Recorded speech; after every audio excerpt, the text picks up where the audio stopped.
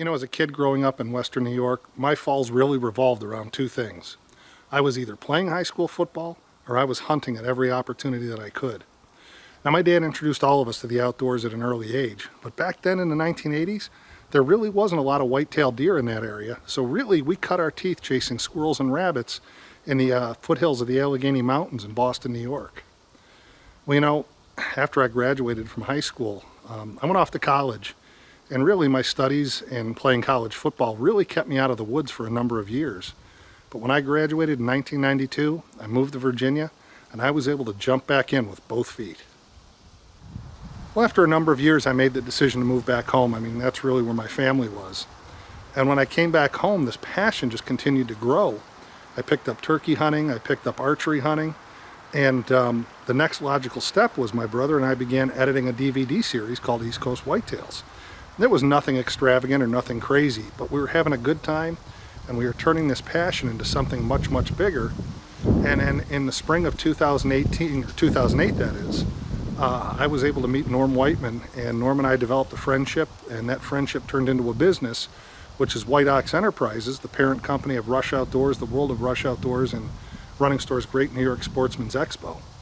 And you know, the amount of growth over that 10-year stretch of time, or the last 11-year stretch of time, has been absolutely incredible. I mean, we've seen Rush Outdoors go from a one network show airing in New York State to really a phenomenon that has grown into 9 networks, broadcasting 52 weeks a year. And in that time, we also launched the World of Rush Outdoors, which is the national version of that show airing on the Pursuit channel. And then, of course, the Running's Great New York Sportsman's Expo. In 10 years, we've watched it outgrow 2 buildings and have an attendance that is just continuing to grow and grow and grow. Well, you know, like anything, there's 2 sides. There's the business side and there's the cool, fun side. And we've always paid attention to our businesses and really worked them hard, and that's why they continue to grow over the years. But then there's that fun, that cool side. And for me, the fun, cool side really has 2 aspects of it. There's the relationships and then there's the memories. A lot of times they go hand in hand. But you know, I look back at the people I've met and become friends with. You know, Keith and Steve Miller with Montana Whitetails and Texas Trophy Whitetails. Brad and Darcy Smith, Barcelona Charters. Mike Lavender, Intimidator Charters. You know, Bob Dick, Moby Dick Charters. And, you know, Larry and Bonnie with Texas River Outfitters, and just so many more. They're friendships that are just going to last a lifetime. And then we look at the memories, you know, created over that time. You know, growing up as a kid, you know, these Western hunts, for me anyway, really were just something reserved for the magazines, you know, Outdoor Life, Field and Stream. And, you know, I'd read the articles by Jack O'Connor as he was chasing elk. And, you know, I know he was doing it with a rifle, but, you know, I never thought that I would have that opportunity until Wight Enterprises came along. And quite frankly, I am the luckiest guy on the face of the earth. You know, and when I talk about the memories, I don't know that you can really put them in order, but the ones that really stand out in my mind, of course, 2018, taking an elk. Like I said earlier, you know, I used to read the articles by Jack O'Connor and thought there was no way that could ever happen, yet here I am able to bring an elk back to New York. And then, you know, the icing on the cake was the following year, hunting in that same part of Montana with Keith and Steve and taking an antelope at 50 yards with archery gear.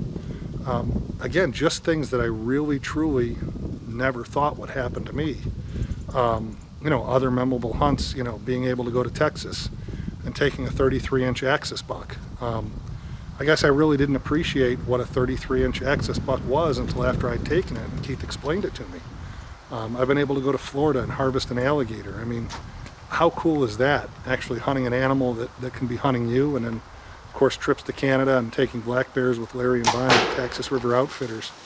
There's just so many memories and so many things that I look forward to. You know, I enjoy in the fall, packing everything up and jumping on a plane and heading somewhere.